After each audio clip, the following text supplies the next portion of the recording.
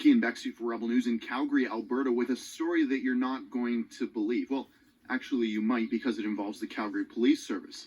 They are the kind of police officers that beat their dogs and threaten to tase kids while they're skating on a hockey rink. And now they are threatening immigrant men and women, asking them to take off their clothes in the middle of the night in back alleys when it's minus 30 degrees outside, if you can believe it. There was an immigrant support group that was taking place at a residence in Calgary. There was a new family from Poland that was meeting with another immigrant family from Poland. One set of them was Canadian citizens, the other permanent residents. And they were sort of figuring stuff out. This is totally legal. This is allowed. It's actually an exemption under the Alberta rules. Now, when the police came, very late at night, they started banging on the windows. They started yelling and shouting, telling these Polish people that they must immediately comply. The Polish people, obviously, hardly speaking English, didn't know what was going on. So they started banging on the door very hard, and we didn't feel like opening the door because we were scared of the noise. We didn't expect anyone else in the house. And then they kept banging on the wall, on the walls, on the windows, on the door, and then start sending me text messages from a private number. All they knew was that people were banging on their door in the middle of the night. Pretty horrifying, isn't it? So one of the Polish couples left the house. They went out the back door to leave. And the police, well, they nabbed them right there and started demanding that they derobe, take off their jackets. They wanted to identify exactly who these people were. It's pretty horrifying stuff. Of course, tickets were issued to those people who left, but the people inside the house, well, they just kept not complying. And when they were talking to us, they surround us and they said, basically, you need to take off your clothes. I just want to see what t-shirt you're wearing. For the whole week, they were texting them from a private number, threatening messages. You can see them right here. It's pretty horrifying stuff, but it didn't stop there. I just want you to be able to read it for a moment. Calgary Police, you'll have to come outside.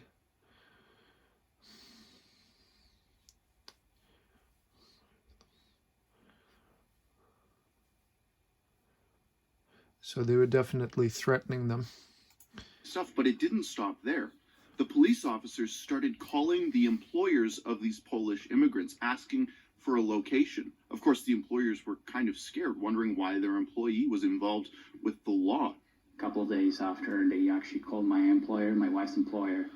At that point, I thought, okay, that's getting a little bit hot here, and so I contacted Rebel News. And these are immigrant men and women. They hardly speak English, and the police have resorted to harassing them and embarrassing them in front of their only source of income. For what? Because they're too proud to admit that they were wrong? And it didn't just stop there, of course. Instead of just harassing the man's employer, they called the wife's employer. Over and over again, they harassed them in different ways, intimidated them in different ways, and it all came to a head when they reached out to me to explain what was going on. They shared me the text messages, and just at that point, I couldn't believe what I was reading. I couldn't believe that the officers of my city were acting in this way to an immigrant family. It was unbelievable to me. Well, it's all coming to a head right now. It's 8 in the morning, and I'm standing outside of their house. The police have arranged through our lawyers, which we've provided, that they are going to meet up at 8 a.m. here so that they can serve a ticket that they believe this immigrant family deserves for organizing a support group in their home, which, by the way, is totally legal. Naturally, we couldn't let this stand, so we offered our lawyers to everyone involved in this. In Calgary, in Canada, we're not going to allow the police to harass immigrants, to embarrass and belittle them, to strip them down in back alleys, to prove some sort of sick point that the police are powerful. We're going to help them, and we're using our lawyers through our Fight the Fines program, which you can see at fightthefines.com. Hi there, how are you today? Good, are you Ted? No, I'm not. I'm here doing a story on what you're doing. I'm curious, are you the officer that was here that night? Yeah, so you're going to hang tight because we're not here to do your stuff, we're here to talk to them. Yeah, I'm sure you are, Yeah. and I'm here to talk to you. Great, so I'm going to let you know once. Sure. If you don't back off and let us serve the tickets that we're here to serve, you're going to have a problem. No, I'm not going to have a problem because I'm actually media. I'm a journalist. Obstruct what we're doing. I'm not obstructing you. You can see right right on camera. You could walk right there. Okay. You could walk up there if you'd like. that up. And I'm going to follow you so that I can document what you're doing. Are you the officer that asked one of these immigrant men to take off their jacket in minus 30 weather so that you could look at the clothes that he was wearing underneath the jacket? Was that you? Was that you? I'll ask you once more to back up. Was that you? Back up. Off the steps. No, Out of the this way. I'm allowed to be on this property. You're not allowed to obstruct us. I'm not obstructing you. I'm not obstructing you. You're in front of the door. Interviewing Look, right now would be obstructing that. I'm not intervening. Interview. Interviewing is obstructing you? While we're trying to serve a ticket, absolutely. I'll keep asking you questions if you don't mind. I do mind. So I don't mind actually, so. Is it you that's been texting these people? Do you find that a little bit unprofessional? Is it common for you to text people, threatening them, shining flashlights in their window? Like they're some sort of rats that need to be dealt with? Intimidating the wife's employer? Was that you that called the wife's employer?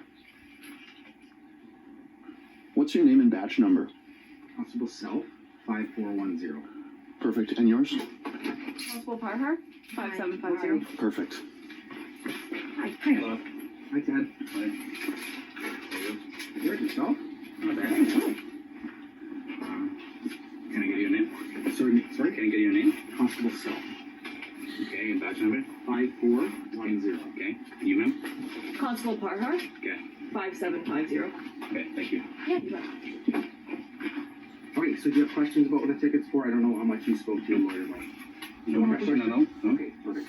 So it's due on or before June 9th. Yeah. There's 3 options on the back side of the ticket for you. Okay. If you have any questions, you can ask me now, or this is contact. I'll give you a piece of ID for confirmation.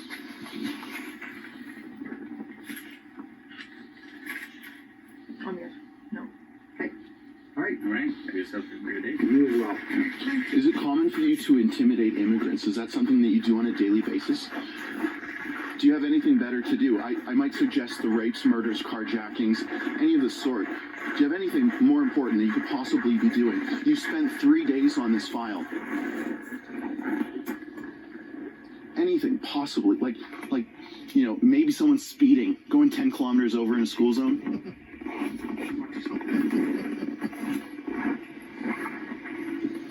So, of course, here's the Calgary Police Service behind me in all of their glory. What is their motto again? Vigilance, courage, and pride.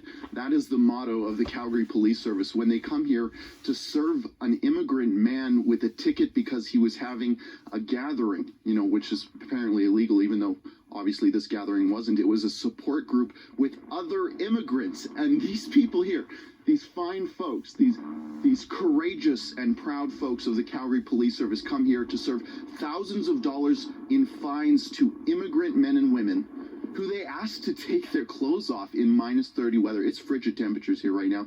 And they were asking people in alleyways to take off their clothes. Can you believe that? I guess you can. It's the Calgary Police Service, after all. They beat their dogs and they try to tase kids who are on hockey rinks. This is typical behavior for them.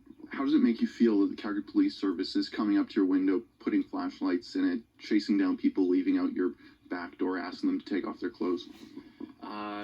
Very uncertain and not welcome in Canada for sure as a new immigrant. I don't feel safe, and definitely they lost my trust. Mm-hmm. So can you tell me the purpose of the gathering that you had?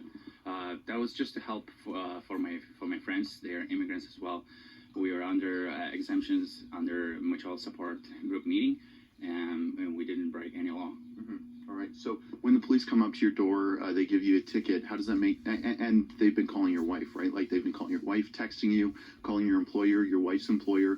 It's like they were trying to embarrass you and ruin your life. Can you elaborate on that? Correct. We received multiple calls on our cell phones, on our workplace, even text messages throughout the whole week. I felt like I was chased around, and I felt threatened. You were leaving your friend's home out the back door, and the police met you there. Can you explain sort of what happened there? Yeah, they wait on us at the back, and when they were talking to us, they surround us, and they said basically, you need to take off your clothes. I just want to see what t-shirt you're wearing. presumably to identify who you were. They might have peered at you through the window while they were sort of surveilling the house. That seems weird. How cold was it out that day? Well, that was Saturday, so it was like minus 20 something, at least close to 30. It was like just before midnight. Yeah, this was middle of the night. The Yeah. police asked you to take off your clothes, Oh yeah. and you complied.